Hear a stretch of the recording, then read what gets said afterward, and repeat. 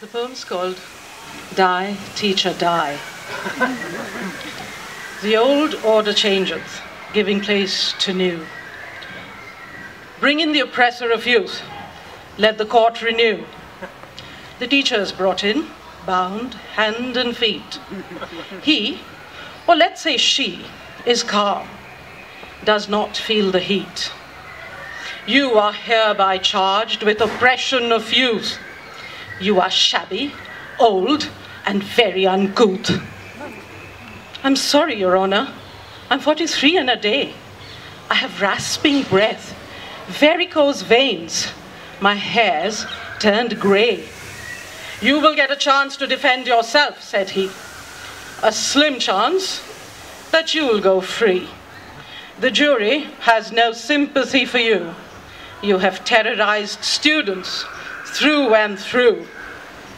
Die, teacher, die. It's the time for the youth. I'm 43, sir. I have half my life to live. I still have so much to give. I teach physics, math, and chemistry. If need be, English, Hindi, or history. I plan my lessons and instruct my students learn and construct. Every thought they have, well, never mind, you won't believe me. I'll try another analogy. I take leave only 4 times a year, and that only when it's imperative. The illness of my child or the death of a relative. Last year, my father died and I was absent. The students rejoiced and cheered. Was that decent? That makes no sense, said the judge. The jury will decide. Die, teacher, die. Die, teacher, die. They didn't budge. Sir, said I have a PhD, an MPhil, an MA, a B.Ed. What use would I be if I were dead? I'm not just a symbol, sir. I'm an individual. I cannot be treated like this. I must be distinguishable.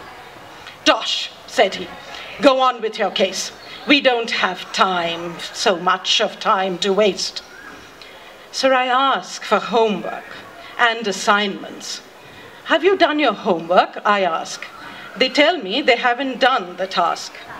I don't sing, hey, yay, what a happy day, no corrections today. Instead, I reprimand so that they may learn. And no matter how much I may yearn to sit idle, I still take pen in hand to grade those papers and, oh dear, what a day. All day long I climb innumerable stairs. I don't have time to sit on a chair. Varicose veins, they appear. Chalk dust, stress, grading endless papers. At home, I take up my own children's work.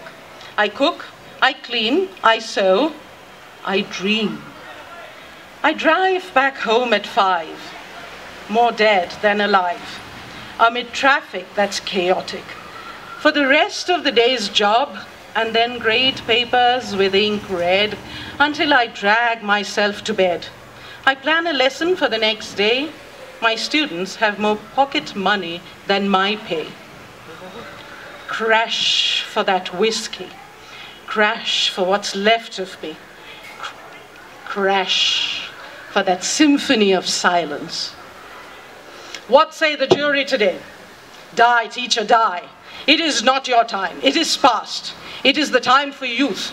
I stare, aghast. My last plea, my final plea. Positive feedback, positive reinforcement, positive feedback. When my students perform, I never criticize. They can't sing for nuts. He can't dance to save his life. I say instead, oh, God-given voice, not 2 left feet. What style, what grace. Oh no. Oh, what progress. What joy to teach them. At least I know the spirit of conversation in every sense, even that version. I know references when made to things of aversion and tough words like procrastination. bhajiwalis, rickshawalas, boxes, letters to God. When I listen to good poetry, I am thrilled, I am awed. Die, teacher, die, rang out again. Bind her, stand her up against the wall, blindfold her. 1, 2, fuck you. I don't need a blindfold. But of a last wish I've been told. What is your final wish, you oppressor of youth? For all my students I wish that when they stand up to speak, someone may listen. When they turn 43 or thereabouts, grey, rasping breath, varicose veins and all, may they never have their backs against a wall. Thank you.